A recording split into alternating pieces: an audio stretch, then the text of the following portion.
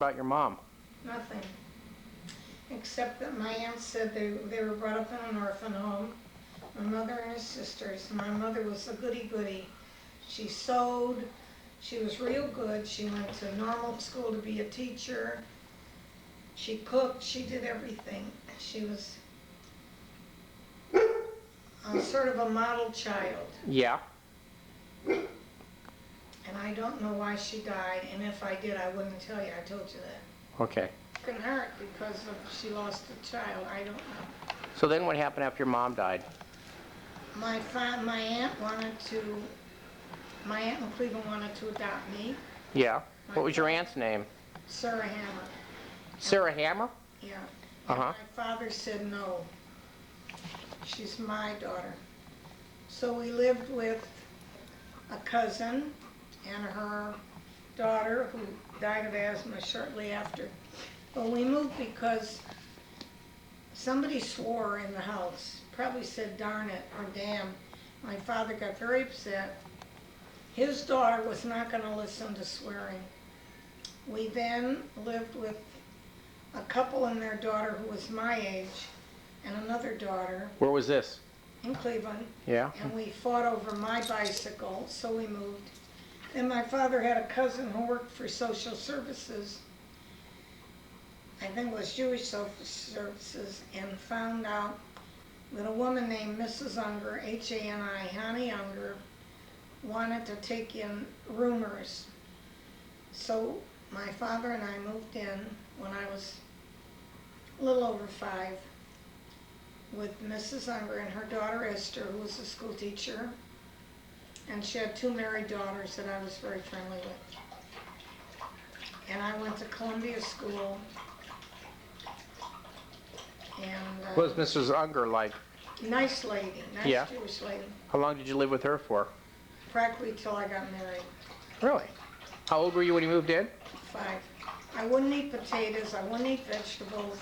I was very spoiled because people kept saying, poor little motherless Betty, and they spoiled me to death. But she straightened me out. It was like it was my own house. What did your dad do for a living? A million things. He was a salesman. My father was very bright, but he never graduated from high school. It's a shame. Would have made a very good accountant. He never got married till his mother died, so he was in his 40s, and my mother was in her 30s. They were not young when they got married. Where was your mom born? Cleveland.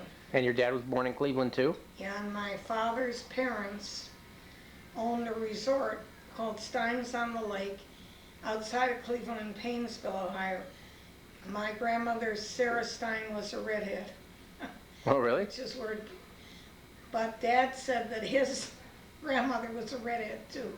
So finally we had a redheaded kid, Jimmy. Well, where were your father's parents from?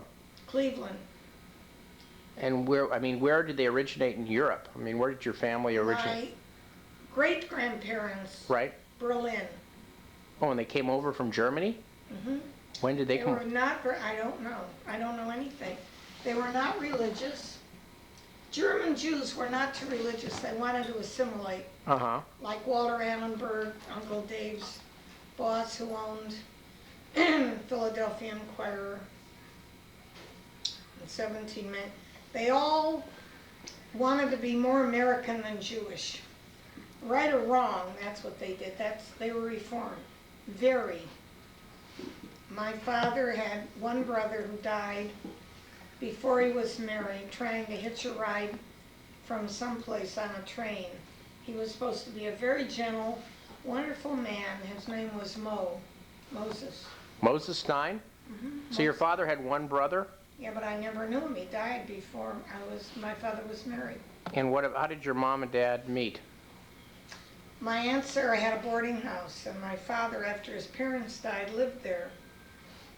And my mother lived there too with her sister. That's how they met. What about Were they happily married? I have no idea. What about, you said that your dad was involved in sales. What else did he do? He sold insurance. He sold made-to-order suits, tailor-made. Instead of buying suits and coats from a rack like we do now, people were measured and made to order. Then he sold water purifiers. He sold everything. But when I went to college, he got a job in the liquor store, which was state-owned, which he felt was beneath him. It was the best job he ever had. It was civil service, it was steady, and he got a pension. Mm-hmm. He was a good salesman, but there was a depression and it was very hard to make a living. But he always saw that I had food and I had clothing, and I didn't know he put cardboard in his shoes. And I was brought up very short hair, Buster Brown haircut, so I didn't have to have them very often. I hated it. Bangs above my ears. I wore Lyle stockings. I was very protected, never rode a bike, couldn't cross the street alone.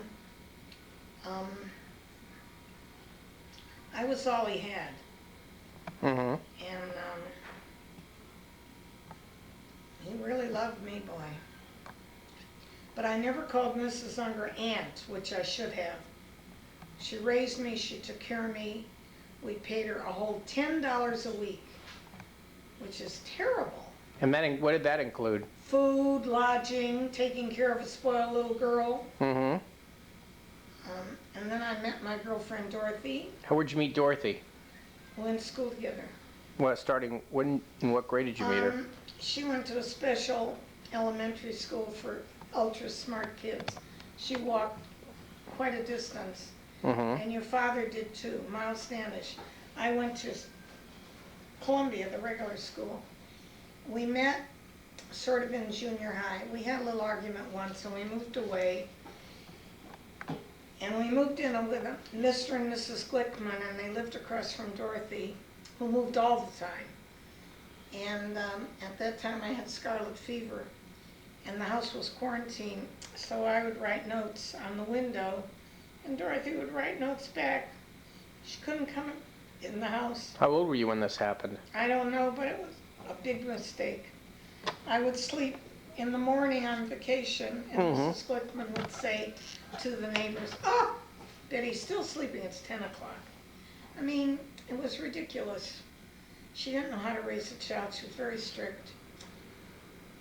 And she wasn't really loving. So we moved back to Mrs. Unger, thank God. Mm-hmm. I don't remember why we moved. And Dorothy and I still remain friends. We must have been in junior high, and she was in the major work, which is the highest. There were 12 divisions, and I was in the first division, which was pretty high too. Mm-hmm. The 12th was the lowest. So I changed my classes so we were together in all our classes. And we were very close. Then where'd you go to college? Then I went to Glenville High School with her. Yeah? Tell me about high school. That was fun. I lived around the corner. Mm-hmm. And we would come to my house. I had another girlfriend, Mildred. Yeah. His husband's a physicist in Troy, New York. I think it's Rensselaer or Rutgers, one of the colleges. And one day we went to my house because it was around the corner. When you were in high We had school? all the chicken. I didn't realize the chicken was cut up for chicken salad, which we were going to have for dinner. Mrs. Unger was very nice about it, but she was a little upset. We ate up the whole dinner. Mm-hmm. We were near the library, and I would go to the library. We all went to the library all the time. And when I moved to California, I met a girl who had gone to school with me who lives in Beverly Hills. She said we made a deep impression on her. We went to the library, and she didn't realize that people went to libraries and read. And so she began going to the library. And of course now we just take advantage. We take it for granted. You go to the library and you're reading, you buy books. Let me stop it for a second.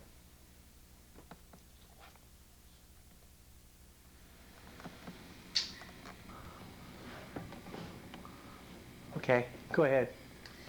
I got out of high school, I was 18.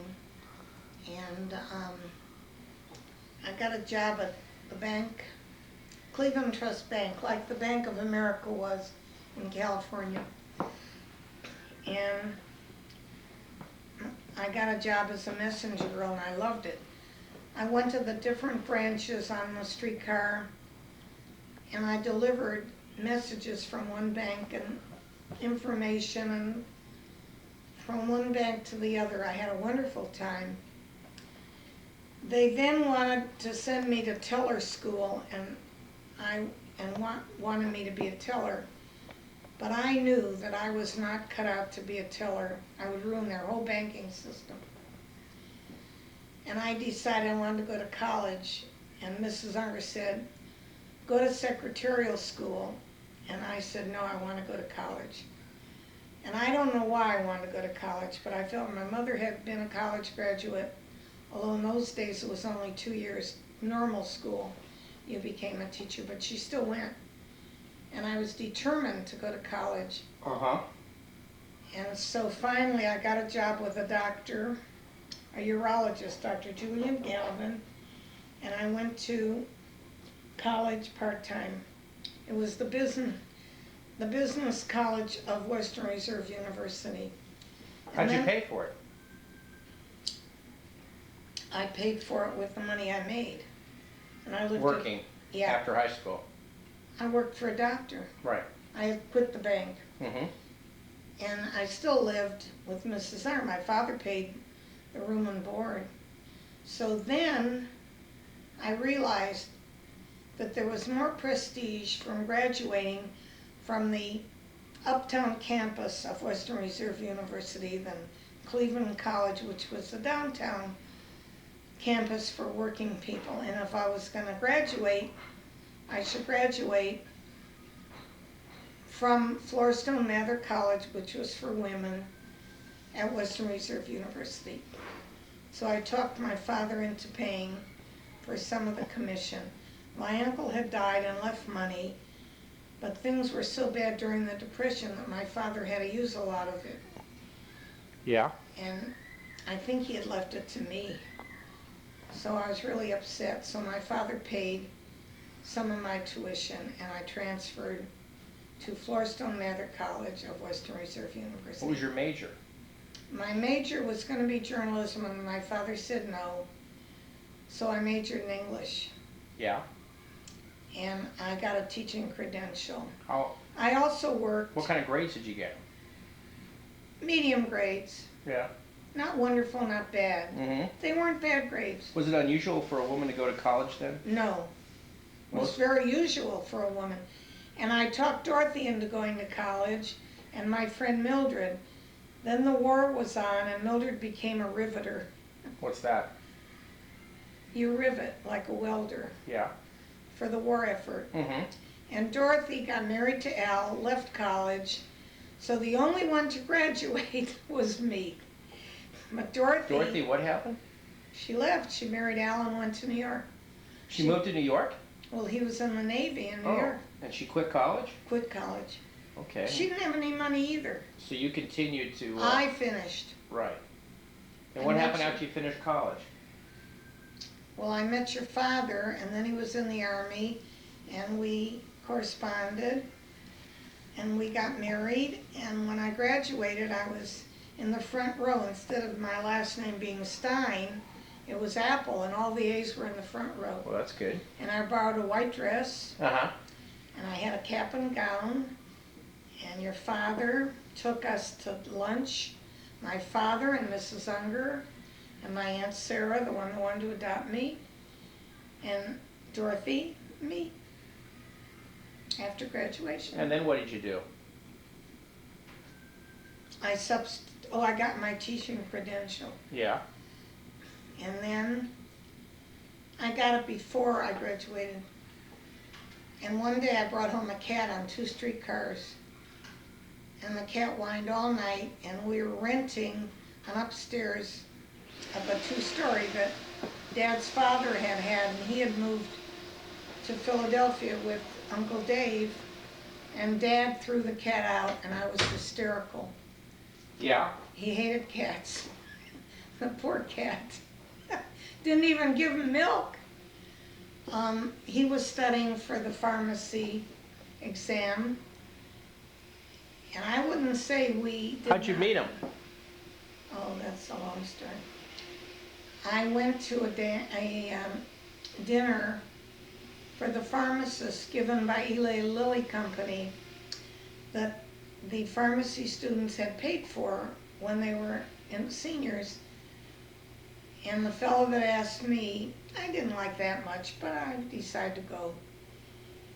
And afterwards, we went to Herman Kirshner's Alpine Village for the dinner.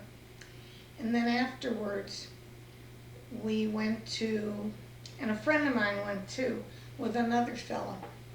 And